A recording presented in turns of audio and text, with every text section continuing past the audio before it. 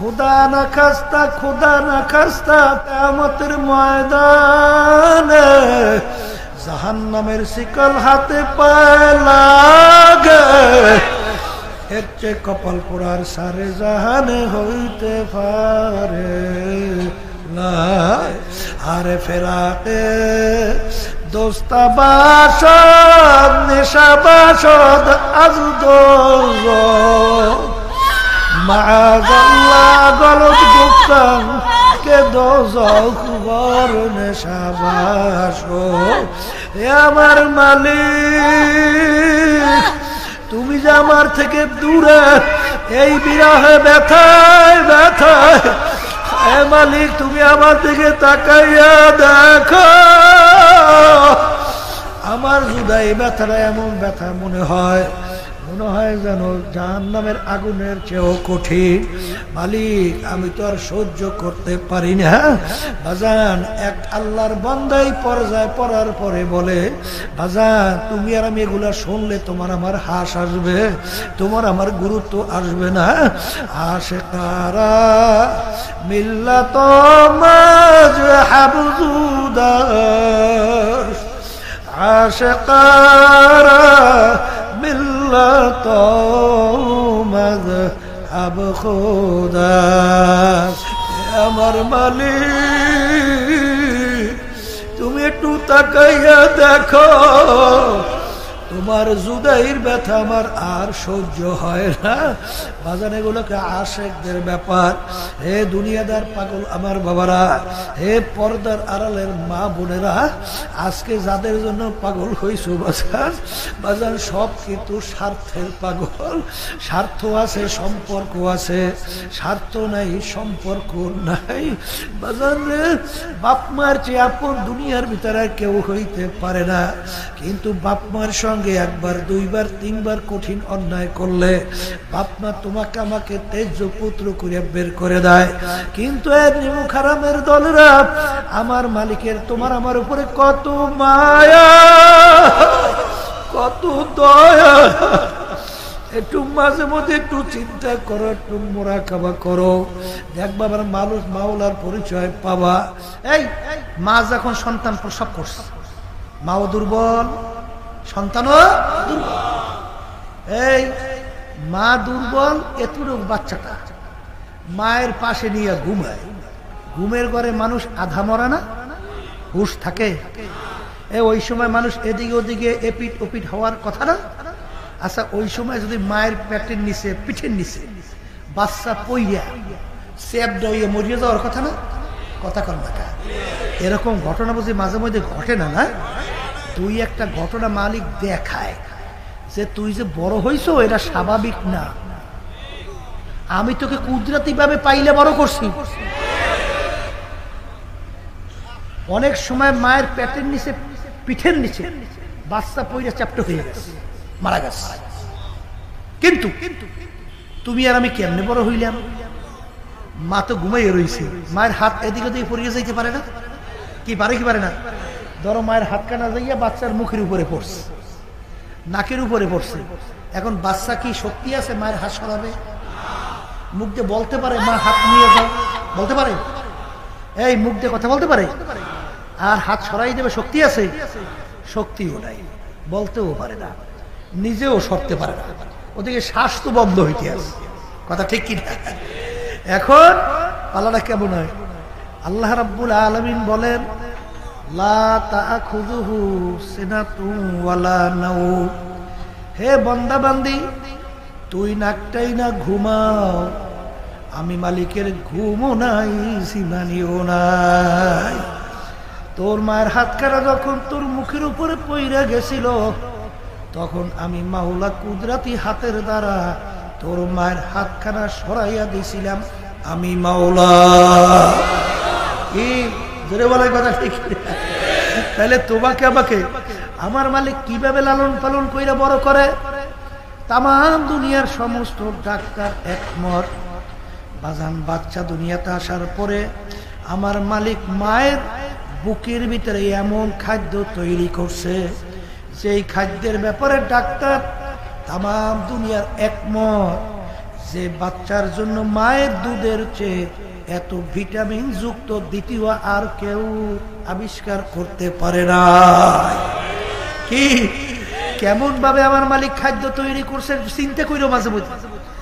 এই মায়ের দুধ বেশি পাতলাও না, যাতে বাচ্চার পেটের ক্ষুধা মরবে না, আবার বেশি ঘনও না, বাচ্চার পেট খারাপ হবে। পাতলাও না, ঘনও না, আবার বেশি মিষ্টিও না, যে বাচ্চার খাইতে বিটখিটটা লাগবে।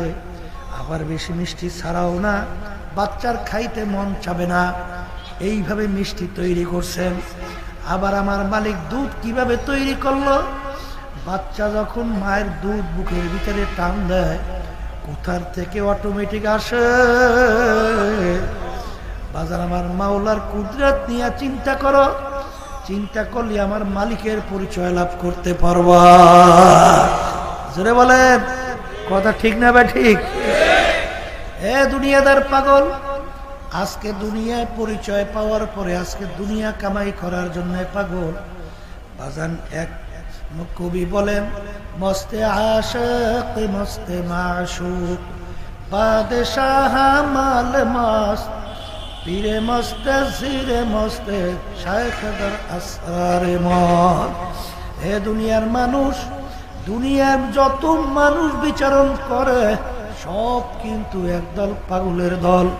কেউ বা টাকা পয়সা বেশি কামাই করার জন্য পাগল, কেউ বা সুন্দর বাড়ি গাড়ি করার জন্য পাগল, কেউ বা সুন্দরী মেয়ে বিবাহ করার জন্য পাগল, কেউ বা মেম্বার চেয়ারম্যান এমপি মিনিস্টার হওয়ার জন্য পাগল, কেউ বা পীর মুফতি হওয়ার জন্য পাগল, কেউ বা বড় বড় অফিসার হওয়ার জন্য পাগল। বাজান কেউ বা বড় মেয়া বড় শিক্ষিত হওয়ার জন্য পাগল।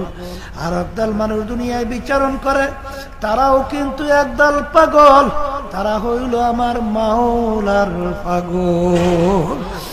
আরে দুনিয়াদার পাগল আমার বাবারা, মাঝে মাঝে একটু দুনিয়া নিয়ে মুরাকাবা চিন্তা করো, আখিরাত নিয়ে চিন্তা করো, আমার মালিক আমার সৃষ্টিকর্তা নিয়ে চিন্তা করো। যারা নাকি দুনিয়ার পাগল হইলাম, আরে মাঝে মাঝে একটু চিন্তা কইরা দেখো, তোমার এই দুনিয়ার পাগলামি কয়দিন তোমার দুনিয়ায় চক্ষু খোলা থাকবে, তোমার দুনিয়ার পাগলামিও ঠিক থাকবে।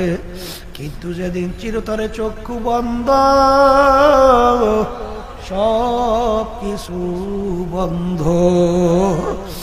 এ দুনিয়াদার পাগল আমার বাবারা, ভালো কইরা মন কি বুঝাও, তারপর দুনিয়া থেকে বিদায় নিয়ে মালিককে রাজি খুশি করে কবরে রওনা করো। কারণ মায়ের পেটেও আমার মালিক, তোমার আমার আপন। আজকে দুনিয়ায় তুমি আর আমি বাইচে আছি, সমস্ত নেয়ামত ভোগ করলাম, তাও কিন্তু আমার মালিকের। বাজান আমার মালিকের একটা নেয়ামতের শুকরিয়া আদায় করার শক্তি দুনিয়ার কোনো মানুষের নাই। একটু মাঝে মাঝে একটু চক্ষু বন্ধ করো, মাঝে মাঝে একটু নিরিবিলি একটু মুরাকাবা করো। বাজান এই যে বাতাস, আমার মালিকের কত বড় নেয়ামত। আমার মালিক যদি 5 মিনিটের জন্য বাতাস বন্ধ কইরা দেয়, বড় মেয়া গিরি আর থাকবে না, পীরের পীরগিরি আর থাকবে না, সব মইরা লাশ হইয়া যাবে। এই বাতাস নেয়ামত ভোগ করি কার? ভালো করে মনকে বুঝাও। এ দুনিয়াদার পাগল আমার বাবারা, তোমার আমার মালিক তোমাকে আমাকে কি নেয়ামত দিয়া বাঁচায় রাখলো। অনেক সময় অনেক বাপ আমাদের কাছে সন্তান নিয়ে আসে, সন্তানের চেহারাটা এত সুন্দর ফুটফুটে, ওদিকে বাপের চোখ থেকে দুধ দর দর কইয়া পানি বাইয়া বাইয়া পড়ে। জিজ্ঞাসা করি ব্যাপার কি? তখন সে কান দেয়া বলে, হুজুর ওর জন্য একটু দোয়া করেন, হুজুর আমার মালিক ওকে প্রতিবন্ধী বানাইছে, হুজুর ভালো মন্দ কিছু বোঝে না, হুজুর ও ফেলফাল করে হাসে। বাজান তোমার আমার মালিক তোমার আমার ব্রেন সুন্দর রাখলো, বুঝের তৌফিক ক্ষমতা দান করলো। আমার মালিকের দেওয়া নেয়ামত ব্রেন পাইয়া আজকে পড়াশোনা করলাম, বিভিন্ন ডিগ্রি অর্জন করলাম, ডক্টরেট ডিগ্রি অর্জন করলাম, বিসিএস ক্যাডার হইলাম, বিভিন্ন কায়দায় কায়দায় অনেক কিছু অর্জন করলাম, কিন্তু আমার মালিক যদি তোমার আমার ব্রেনের ক্ষমতা নষ্ট করত, প্রতিবন্ধী বানাইত, তাম দুনিয়ার সব শক্তি ব্যয় কইরা আমার মালিকের এই নেয়ামত পূরণ করতে পারত না। এই তোমার আমার ব্রেন সুন্দর নেয়ামত কে দান করলো? বাজান ভালো করে মনকে বুঝাও, তারপর দুনিয়া থেকে বিদায় নিয়ে কবরে যাও। বাজান ভালো করে বুঝো, আমার মালিক তোমাকে আমাকে কেমন নেয়ামত দিয়া লালন পালন করলো। পানির ভিতরে কত রঙের রঙের মাছ তৈরি করলেন বাজান, এক এক মাছের এক এক ধরনের স্বাদ মালিক তৈরি করলেন। একটা ইলিশ মাছের ভিতরে কত রঙের মজা আমার মাওলায় লাগাইলেন। আর ইলিশ মাছের লেজের মাছের এক মজা, পিঠের মাছের এক মজা, কোলের মাছের এক মজা, মাথার মাছের এক মজা। এই মজা কে লাগাইল? এই মজা লাগাইলো আমার মাওলা। আমার মালিকের দিকে তাকাইয়া দেখো বাজার, একটা গাভীর বান্দের থেকে আমরা দুধ দোহাইয়া পান করি। বাজান গাভীর রক্তের রং লাল, গোবরের রং কালো, বাজান প্রসাবের রং অন্য ধরনের। এর ভিতর থেকে সাদা দবদবে দুধ কোথার থেকে আসলো? এই সাদা দবদবে দুধ, যেই দুধের ভিতরে একটু লাল রং নাই, বাজান একটু গোবরের গন্ধ নাই, একটু প্রসাবের ঘেরান নাই, এই সাদা দবদবে দুধ এই নেমাতকে দান করলো। বাজান ভালো করে মনকে বুঝাও, তারপর মালিকের পরিচয় নিয়ে কবরে রওনা করো। হে দুনিয়াদার পাগল আমার বাবারা, যেই দুনিয়ার জন্য পাগল হইলা, এই দুনিয়া সম্পর্কে মাঝে মাঝে একটু মুরাকাবা করো। বাজান দুনিয়া কিন্তু একেবারে ফাঁকি।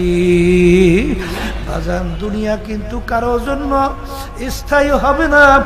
এমন একদিন আসবে যেদিন তোমাকে আমাকে জমিন থেকে উঠাইয়া জমিনের গর্ভের ভিতরে ঢুকাইয়া রাখবে, আর ডাক দেয়া বলে, জমিন হে আব্দুল করিম, হে রহিমা খাতুন, আর আমার জমিনের ভিতরে হাঁটতে পারবি না। আরে যা, আমার গর্ভের ভিতরে তোর জায়গা। বাজান ভালো করে মনকে বুঝাও, চিন্তা করো, দুনিয়া সম্পর্কে চিন্তা করো। যারা আজকে দুনিয়ার পাগল হইয়া আমার মালিককে ভুলছি, আজকে যারা দুনিয়ার চিন্তায় পইরা আখেরাতকে ভুলছি, আল্লাহর রসুলকে ভুলছি, তরিকা ছাড়ছি, কিন্তু বাজান দুনিয়া কিন্তু ফাঁকি। যারা দুনিয়া নিয়ে চিন্তা করছে তারা কিন্তু দুনিয়াকে তালাক দিছে। বাজার দুনিয়া কি, মাঝে মাঝে একটু চিন্তা করো বাজান। এই দুনিয়ার বরমেয়াগিরি, এই দুনিয়ার পীরগিরি, এই দুনিয়ার মাতুব্বারগিরি। আমার আব্বাজান রহমাতুল্লাহি আলাইহি বলতেন, বাজান ডাকাইতের দলের সর্দার থাকে, সর্দারের কত পাওয়ার। বাজান তার দলীয় লোক কোনো অন্যায় করলে অনেক সময় গুলি করে পর্যন্ত মেইরা ফেলায়, অনেক সময় তাদেরকে বিভিন্ন ধরনের শাস্তি প্রয়োগ করে। বাজান ডাকাইতের এই সর্দারের ক্ষমতা কতক্ষণ? পুলিশের হাতে অ্যারেস্ট হওয়ার আগ পর্যন্ত। যখন পুলিশের হাতে অ্যারেস্ট হয়, ওকে ধরে নিয়ে যখন বুক দিয়া পাড়ায় লাগতে হয়, কোথায় যায় ওর সারগিরি, কোথায় যাবে ওর বাবুগিরি? আজকে চক্ষু খোলা দুনিয়ায় কেউ পরিচয় দেয় আমি পীর, আমি মুফতি, আমি চেয়ারম্যান, আমি মেম্বার, আমি এমপি, আমি মিনিস্টার, আমি বড় বংশের, আমি ধনী, আমি অমুক সুন্দরী, আমি অমুক সুন্দর, আমি অমুক সম্মানিত, অত ডিগ্রিধারী। বাজান এই পরিচয় কতক্ষণ? আমি এতগুলা গাড়ি বাড়ির মালিক, আমি এত জমিদার, এত জমির মালিক, এই পরিচয় কতক্ষণ? আজরাইলের হাতে অ্যারেস্ট হওয়ার আগ পর্যন্ত। এ আল্লাহর বান্দারা, পর্দার মা বোনেরা, যমুনা গ্রুপের মালিক এই করোনা ভাইরাসে মারা গেল।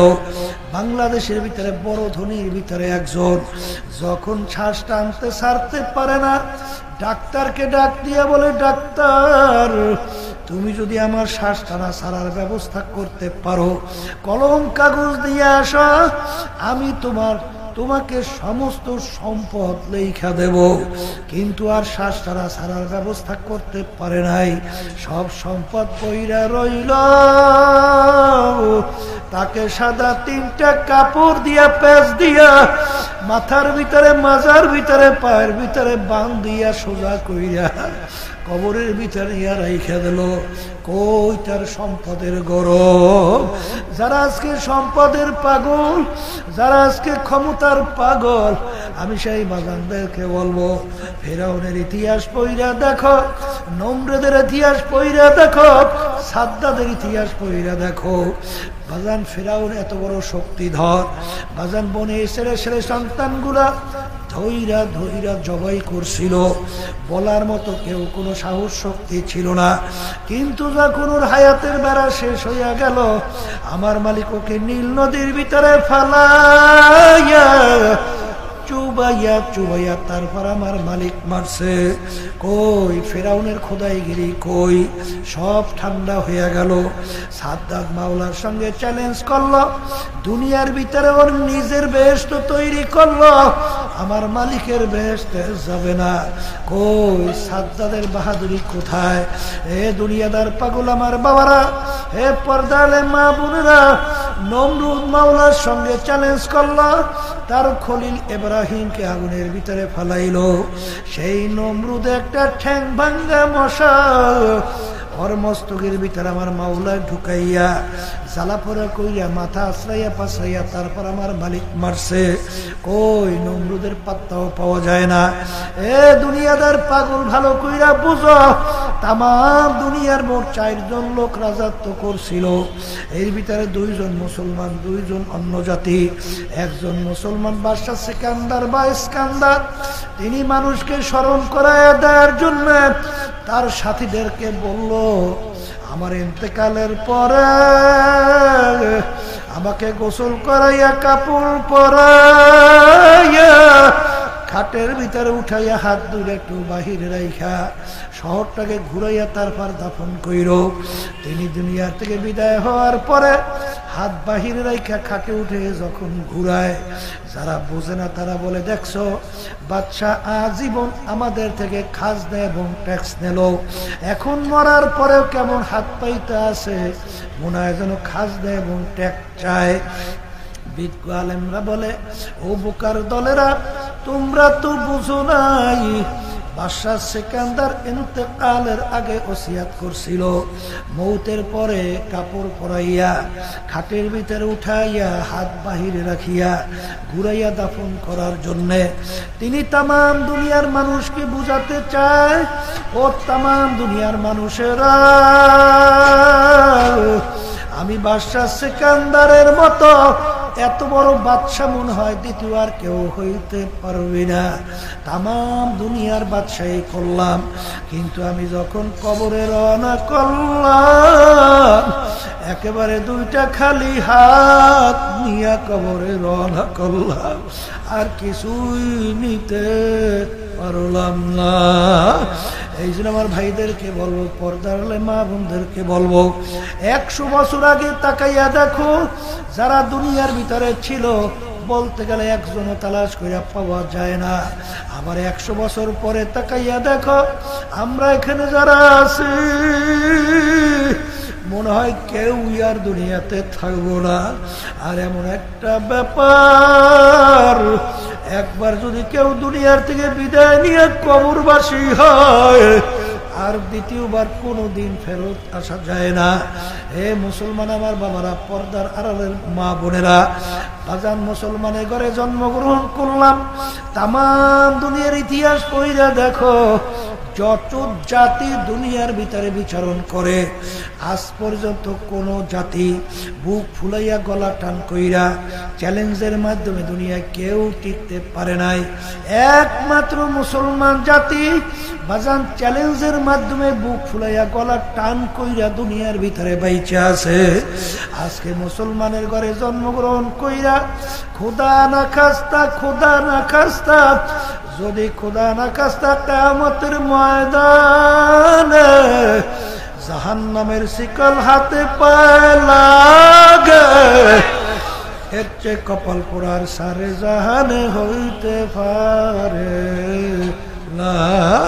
বাজার, দুনিয়ার ভিতরে মানুষ মানুষকে মোহাব্বত করে, তার দয়ার কারণে তার উপরে অনেক তার সহযোগিতা, তার সঙ্গে অনেক ভালো ব্যবহার, অনেক বিপদে তার পাশে থাকে। কিন্তু বাজান, যদি মাঝে মাঝে মুরাকাবা করো, দেখবা আমার মালিকের তোমার আমার উপরে কত দয়া, কত মায়া। মায়া এরকম চিন্তা করতে করতে এক আল্লাহর বান্দা, আল্লাহু আকবার, তিনি মুরাকাবা করে, আল্লাহু আকবার। আল্লাহ রাসূল সাল্লাল্লাহু আলাইহি ওয়াসাল্লাম বলেন, হে আমার উম্মতেরা, তাফাক্কুরু সাআতান ফি খালকিল্লাহ খায়রুম মিন ইবাদাতি 60 ওয়া ফি রায়াতিন 70 ওয়া ফি রায়াতিন 80 সানা। তোমরা আমার মাওলার মাখলুকাত নিয়ে যদি চিন্তা করো, অল্প সময় চিন্তা করার বিনিময়ে 60 বছর নফল ইবাদতের ভিতরে লিপ্ত থাকলে যেই পরিমাণ সওয়াব তুমি পাবা, ওই পরিমাণ সওয়াব আমার মালিক তোমার আমল নামায় দান করবে। অন্য রায়াতের ভিতরে আসছে 70 বছর নফল ইবাদতের সওয়াব মালিক আমল নামায় দান করবে। অন্য রায়াতের ভিতরে আসছে 80 বছর নফল ইবাদতের সব আমল নামায় দান করবে। কারণ কি, বান্দা বান্দি যখন আমার মাওলার মাখলুকাত নিয়ে চিন্তা করে, তখন ওই বান্দা বান্দির কাছে আমার মালিকের পরিচয় লাভ হয়। এক আল্লাহর বান্দা আমার মাওলার বিভিন্ন মাখলুকাত নিয়ে মুরাকাবা করে, একদিন গাছ নিয়ে, গাছের পাতা নিয়ে চিন্তা করে, করতে করতে ওই আল্লাহর বান্দা বলতেছেন, আমার মালিক বর্গে দাঁড়া তা সবজে দর নজরে হুশিয়ার হর ওয়ারাকে দফতরিস মারিফাতে গিরদগার। হে আমার মালিক, আমি যখন একটা গাছের পাতা নিয়ে আমি চিন্তা করি, মুরাকাবা করি, আমি গাছের পাতা দেখি না, আমি দেখি তোমাকে। এই গাছের পাতাটা এত সুন্দর কে রং লাগাইল? একটা কচু পাতা রঙে কত সুন্দর রং আমার মালিক লাগাইল। একটা ফুলের দিকে তাকাই, আমি ফুল দেখি না, আমি দেখি তোমাকে।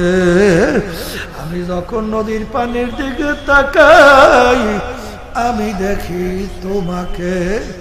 আরে কোথার থেকে জোয়ার আসে, কে জোয়ার বানায়, পানি কোথার থেকে বাড়লো, আবার ভাটা হয়, কে ভাটা লাগায়, পানি কমলো। আমি যখন নদীর দিকে তাকাই, আমি দেখি তোমাকে। আমি যখন সূর্যের দিকে তাকাই, আমি দেখি তোমাকে। আমি যখন চন্দ্রের দিকে তাকাই, আমি দেখি তোমাকে।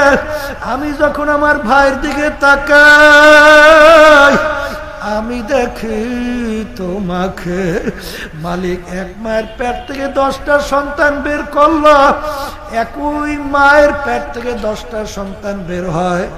এক শ্বাস থেকে এক রকমের পিঠা বের হয়, আর এক মায়ের পেট থেকে 10টা সন্তান বের হলো। একটা মায়ের সন্তানের সঙ্গে আর একটা সন্তানের পূর্ণ কোনো মিল নাই। আমি যখন আমার ভাই চেহারার দিকে তাকাই, আমি দেখি তোমাকে। এরকম মুরাকাবা করতে করতে করতে করতে তখন ওই বান্দা বান্দির ভিতরে আমার মালিকের পরিচয় লাভ হইতে থাকে।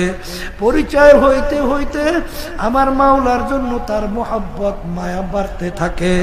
বাড়তে বাড়তে এক পর্যায়ে ওই বান্দা বান্দির ভিতরে আমার মালিকের পরিচয় লাভ হইয়া তখন ওই বান্দা বান্দি আমার মাওলাকে পাওয়ার জন্য পাগল হয়। তখন ওই আসে মালিককে ডাক দিয়ে বলে, যখন নাকি তার ভিতরে মালিকের পরিচয় আসে, দুনিয়ার কেউ বন্ধুকে বন্ধুর মোহাব্বত যখন ভিতরে ঢোকে, ওই বন্ধুর পরিচয় পাইতে পাইতে তাকে নিয়ে চিন্তা করতে করতে এক পর্যায়ে ঘুমের ঘরেও স্বপ্নে দেখে বন্ধু।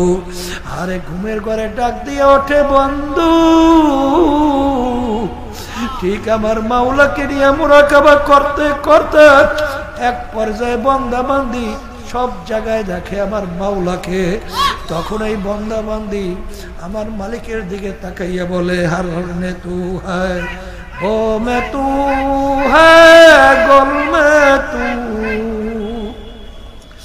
जिधर देखता हो मैं तू ही तू है, तू ही तू है, तू ही तू। এ আমার মালিক, আমি ফুলের ঘেরান নাই, আমি ফুলের ঘেরান পাই না, আমি পাই তোমার ঘেরান। আমি ফুলের রঙের দিকে তাকাই, আমি রঙের ঘের দেখি না, আমি দেখি তোমাকে। আরে এই অবস্থায় পড়ার পরে ইবতিদায়ে इश्क है रोता है क्या, आगे आगे चल के देखो होता है क्या। বাজান যখন দুনিয়ার প্রেমের গতি আস্তে প্রথম শুরু হয়, তখন তার বিরহে বেদনায় তার ভিতরে চোখ থেকে টলটল করিয়া পানি পড়ে। কিন্তু এ প্রেমিক সামনে পথ চলতে থাকো, কত ভয়ানক প্রেমের তবকা, এই পথে না চলা পর্যন্ত বুঝানো যাবে না। এই পথে চলতে চলতে এক আশেক বলে, আরে ফেরাতে দোস্তা বাসদ নেশা বাসদ আজ দোজ মাআযাল্লাহ গলত গুপ্তান কে দোজখ বর নেশা বাসদ। এ আমার মালিক, তুমি যে আমার থেকে দূরে, এই বিরহে ব্যথায় ব্যথায়, এ মালিক তুমি আমার দিকে তাকাইয়া দেখো। আমার জুদাই ব্যথাটা এমন ব্যথা মনে হয় যেন জাহান্নামের আগুনের চেয়েও কঠিন। মালিক আমি তো আর সহ্য করতে পারি না। বাজান এক আল্লাহর বান্দাই পর্যায় পড়ার পরে বলে, বাজান তুমি আর আমি এগুলা শুনলে তোমার আমার হাস আসবে, তোমার আমার গুরুত্ব আসবে না। আশিকারা মিল্লাত মাযহাব জুদাস, আশিকারা মিল্লাত মাযহাব খুদাস, আশিক বাহাওয়ায়ে মদহুশে বুহু বদ ইয়াদ খেশে মুহিব্বে বেহুশে বুর। বাজান প্রেমের ব্যাপার আলাদা, প্রেমিক ছাড়া কোনোদিন বুঝবে না, এই পথের পথিক ছাড়া কোনোদিন বোঝানো যাবে না। এই পথে চলার পরে এক আশিক বলতেছেন, তীরে ফিরকত সে দিল গমজদা ইতনা চুর হ্যায়, রোকনা রোকনা है कि गोया खाना है जंबूर है। এ আমার মালিক, হে আমার মাশুক, হে আমার মাওলা, তোমার জুদাইর ব্যথায় ব্যথায় আমার কলিজার ভিতরে এমন ভাবে তীর মারতে আছে, তীর মারতে মারতে তুমি একটু আমার কলিজার দিকে তাকাইয়া দেখো। আমার কলিজা এখন আনাম কলিজা নাই, আমার কলিজা একটা বল্লার বাসার মতো সাজরা সাজরা হয়ে গেছে। আমার মালিক তুমি একটু তাকাইয়া দেখো, তোমার জুদাইর ব্যথা আমার আর সহ্য হয় না। বাজান এগুলোকে আশেকদের ব্যাপার। হে দুনিয়াদার পাগল আমার বাবারা, হে পর্দার আড়ালের মা বোনেরা, আজকে যাদের জন্য পাগল হইছো বাজান, বাজান সব কিন্তু স্বার্থের পাগল। স্বার্থ আছে, সম্পর্ক আছে, স্বার্থ নাই সম্পর্ক নাই। বাজান রে, বাপ মার চেয়ে আপন দুনিয়ার ভিতরে কেউ হইতে পারে না। কিন্তু বাপ মার সঙ্গে একবার দুইবার তিনবার কঠিন অন্যায় করলে বাপ মা তোমাকে আমাকে তেজ পুত্র করে বের করে দেয়। কিন্তু এর নিমুখ হারামের দলেরা, আমার মালিকের তোমার আমার উপরে কত মায়া, কত দয়া। একটু মাঝে মধ্যে একটু চিন্তা করো, একটু মুরাকাবা করো, দেখবা আমার মানুষ মাওলার পরিচয় পাবা। বাজান, আমার মালিকের সমস্ত নেয়ামত ভোগ কইরা আজ জীবন আমার মাওলার বিরুদ্ধাচরণ করছো। আরে তারপর আমার মালিক তোমার দিকে তাকাইয়া তাকাইয়া আছে, বান্দা কখন আমাকে আল্লাহ কইয়া ডাক দিবে, আর আমি আমার বান্দা বান্দির ডাকে সাড়া দেব। বাজা, বুড়া বলতে গেলে এমন কোনো গুনাহ নাই, বুড়া করে নাই। এখন বুড়ার মৌতের কথা মনে পড়লো, কবরের কথা মনে পড়লো, কিয়ামতের ময়দানের কথা মনে পড়লো, জাহান্নামের আযাব ও গজবের কথা মনে পড়লো। কিয়ামতের ময়দানে যেদিন সূর্য এক হাত বা সোয়া হাত মাথার উপরে আমার মালিক উব্বুর করিয়া ছাইরা দেবে, ওই সূর্যের তাপ কিভাবে সহ্য করবে? আরে এই বান্দা বান্দির কথা মনে পইরা, এই আযাবের কথা মনে কইরা এখন বুড়া চিন্তা করে, আরে আমার মালিক যদি আমাকে মাফ না করে, আমার তো কবরে কোনো উপায় নাই, কিয়ামতের ময়দানে কোনো উপায় নাই, মিজান হাসর মিজান পাল্লায় কোনো উপায় নাই। এই চিন্তা কইরা তওবা কইরা এখন ডাক দেয়, এ আমার আল্লাহ, এ আমার মালিক, আজীবন শেষ করলাম, জীবন শেষ হয়ে গেল তোমার নাফরমানি করতে করতে। এখন তো তাকাইয়া দেখি তোমার দরওয়াজা ছাড়া আর কোন দরওয়াজা নাই। আমি কোন দরওয়াজায় যাইয়াছি আল্লাহ, কাকে কোন মালিককে মালিক হইয়া ডাকবো? তুমি ছাড়া তো আর কোন মাওলা নাই। হে আমার মালিক, দয়া মায়া করে তুমি আমাকে মাফ করো। ওই বান্দার কান্দনে আমার মাওলার রহমতের দরিয়া জোশ মাইরা গেল।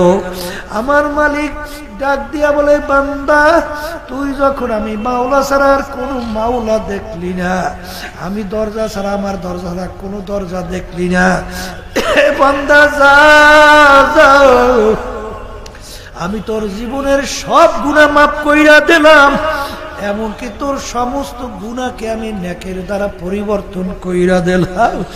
এখন বান্দা কান্দে আর বলে, আমার চেয়ে নেমো খারাপ দ্বিতীয় দুনিয়ায় আর থাকতে পারে না। আজীবন আমার মাওলার বিরুদ্ধাচরণ করলাম, কিন্তু আমার মালিক আমার উপর রাগ কইরা তার জমিন থেকে ভাগাইয়াও দেয় নাই, তার নেয়ামত থেকে আমাকে বঞ্চিত করে নাই। কাদের জন্য জীবন শেষ করলাম? বান্দা সেজদায় পড়ে মালিকের দরবারে শুকরিয়া আদায় করে। এই জন্য আমার ভাইদেরকে বলবো, পর্দার আড়ালের মা বোনদেরকে বলবো, আমার মাওলা কত দয়ার মাওলা, আমার মালিক কত মায়ার মালিক। আমার মালিকের ঘুম নাই, জিমানিও নাই, লা তাখুযুহু সিনাতুন ওয়ালা নাওম। কেন আমার মাওলার ঘুম নাই, কেন জিমানি নাই? হে বান্দা বান্দি, তোদের মায়ার কারণে আমার মালিক বলেন আমাকে ঘুমাইতে দেয় না।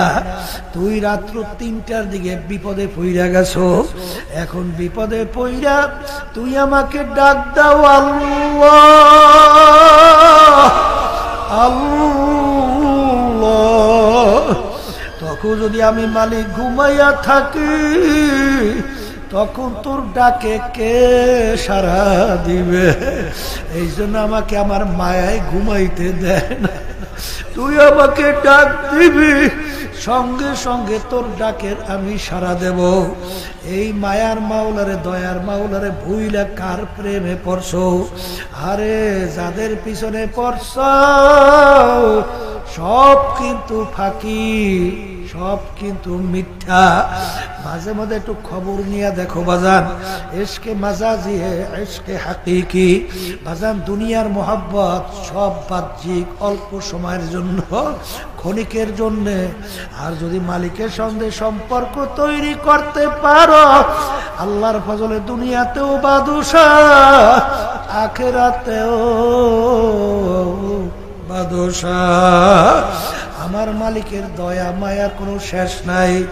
আমার মালিক বান্দা বান্দি আহারে মাফ করবে, কোনো আমল নাই। ফেরেশতাদেরকে বলবে দেখো বান্দা বান্দি কখনোই হক্কানি আরে আল্লাহর বান্দিদের সঙ্গে হক্কানি আলেমদের সঙ্গে বসছে কিনা তালাশ করে ফেরেশতারা বলবে মালিক তোমার বান্দা জীবনে একবার হক্কানি আলেমদের সোহবাতে এক দস্তারখানে বসছে। আমার মালিক বলবে যা এ উসিলে আমি ওকে মাফ কইরা দিলাম। এই জন্য আমার ভাইদেরকে বলবো, পর্দারে মা বোনদেরকে বলবো, বাজান এই পথে চলতে থাকো।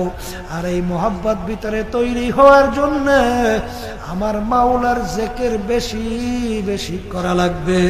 কারণ মান আহাব্বা শাইআন আকসারা যিকরাহু, যে যেই জিনিসকে বেশি মোহাব্বত করে তার স্মরণও সে বেশি বেশি পরিমাণে করে। এই জন্য আমার ভাইদেরকে বলবো, পর্দারে মা বোনদেরকে বলবো, বাজান চরমুনায় নমুনার মাহফিল আজকে প্রথম দিন 3 দিন পর্যন্ত চলতে থাকবে। বাজান এই মাঠে বসে দোয়া করো আমার মালিক যেন আমাদেরকে তার খাস ওলি না বানাইয়া কাউকে এই মাঠ থেকে ফেরত না দেয়। কারণ জফুল কালাম আমার মালিকের হাতে। বাজান আমার মালিক ইচ্ছা করলে ঘুরায়, যদি বান্দা বান্দি দিলটাকে নরম কইরা আমার মালিককে করুণ সুরে ডাক দেয়, আমার মালিক ওই বান্দা বান্দির ডাকে সাড়া না দিয়া পারে না। নিউ উজানি টিভি সুস্থ সাংস্কৃতিক প্রত্যাশায় আপনাদের সেবায় নিয়োজিত।